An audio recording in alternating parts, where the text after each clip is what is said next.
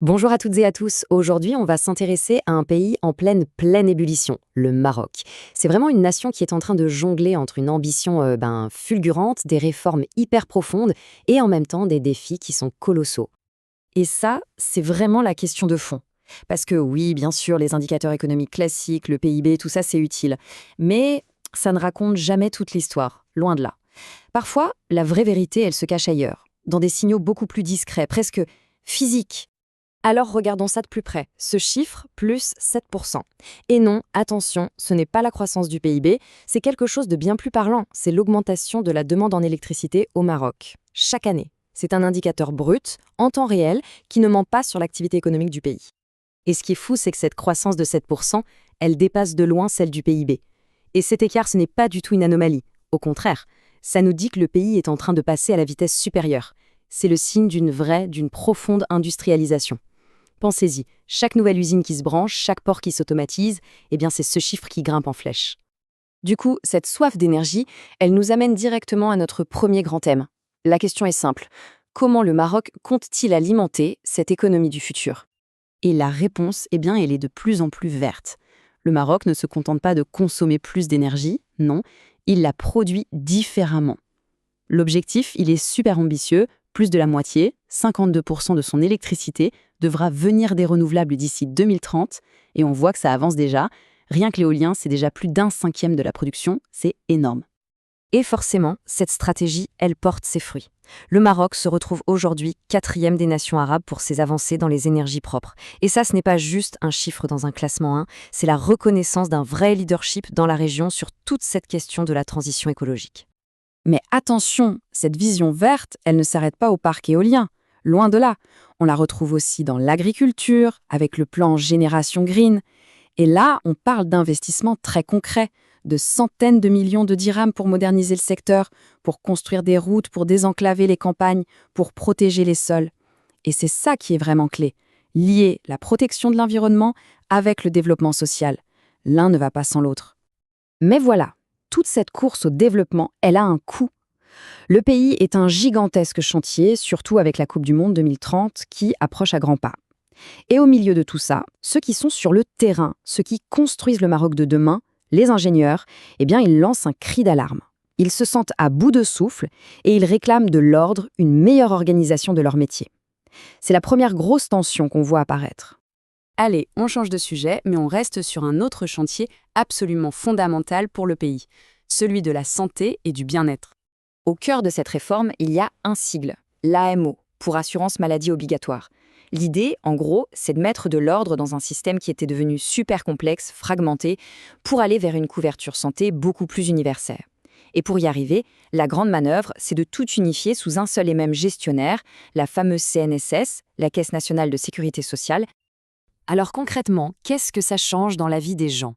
Mais d'abord, on met fin à un système un peu schizophrène, avec d'un côté la caisse du public, de l'autre celle du privé. Tout le monde dans le même bateau. C'est une super nouvelle pour les étudiants, par exemple. Leur couverture est étendue jusqu'à 30 ans. Par contre, forcément, ça crée un peu de flou pour les mutuelles qui vont devoir trouver leur nouvelle place dans ce système.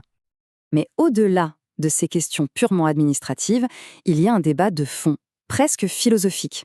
D'un côté, on a une médecine traditionnelle, présent ancrée dans la culture, dans la société, qui répond à une vraie demande. Et de l'autre, on voit débarquer des technologies ultra-modernes, comme ChatGPT Santé, qui promettent de révolutionner l'accès à l'information. Le Maroc, il est pile à la croisée des chemins entre ces deux univers. Et tout le défi, il est là. Comment trouver un équilibre?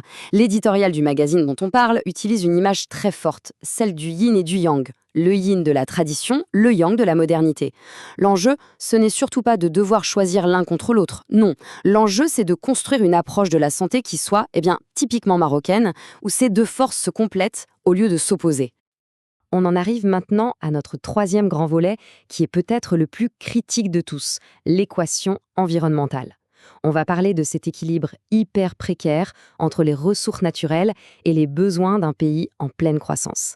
Et au cœur de tout ça, il y a un enjeu absolument vital, l'eau. Et pour une fois, on peut commencer par une bonne nouvelle. Après des années et des années de sécheresse terrible, les pluies de ces derniers temps, c'est une vraie bouffée d'oxygène. Les barrages se sont remplis, on a dépassé des seuils qui rassurent tout le monde. L'eau potable est sécurisée jusqu'en 2026, et pour le monde agricole, c'est un soulagement immense. Cet optimisme, on le retrouve dans les déclarations officielles. Le ministre de l'Équipement et de l'Eau, Nizar Baraka, l'a dit lui-même, le pays est sorti de la série des années de sécheresse. C'est une parole forte. C'est un moment de répit pour toute la nation, un vrai signal de confiance après des temps très, très durs. Mais il faut tout de suite mettre un bémol. Attention à ne pas crier victoire trop vite, parce que la vraie question, la question de fond, elle reste entière. Est-ce que cette amélioration est durable ou est-ce que c'est juste un coup de chance ?